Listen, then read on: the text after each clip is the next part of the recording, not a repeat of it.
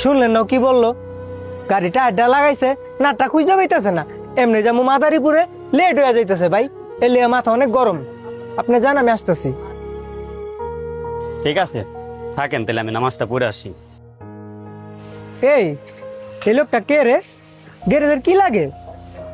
এমনি যাবো মাদারীপুরে, লেট হয়ে যাইতেছে, তুই নাটটা খুঁজে পাইতেছিস না। মাথা মুথা গরম, তার মধ্যে আবার প্যারা দিতেছে। আরে ভাই, উনি হইল আমাকে এই গ্যারেজের সিনিয়র মিস্ত্রি। আর ভাই প্রচুর রাগ ওনার, বুঝছেন? সারা মাস কাজ করব, মাস শেষ কইরা বেতনের সময় একবার 1 তারিখে বেতনটা নিয়ে যাইব।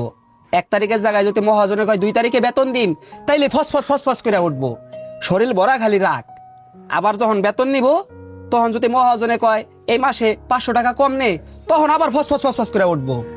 আবার যদি কয় খুশি হয়ে 500 টাকা বেশি দে, তখনও ফস করে উঠবো।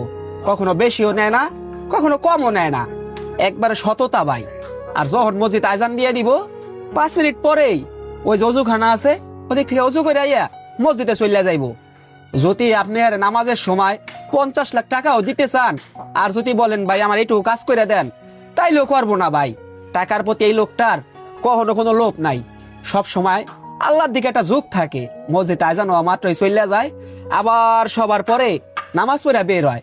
মসজিদ থেকে সবাই বাইরে আয়া পরে, তখন উনি মসজিদটা তালা মাইরা থুই আহে। আল্লাহর ঘরে অনেক সম্মান করে ভাই। আর ভাই মহাজন রেও নামাজ পড়ার লিগা অনেক কথা কয়। মহাজনে মাঝে মাঝে যায়, আবার মাঝে মাঝে যায় না। আবার 2-1 সময় হের কথায় পইরা মহাজন চলে যায়। আচ্ছা যাই হোক ভাই, নাট একটু তাড়াতাড়ি খোঁজ ভাই, তাড়াতাড়ি লাগাই দে, আমি মাদারীপুরে যাব।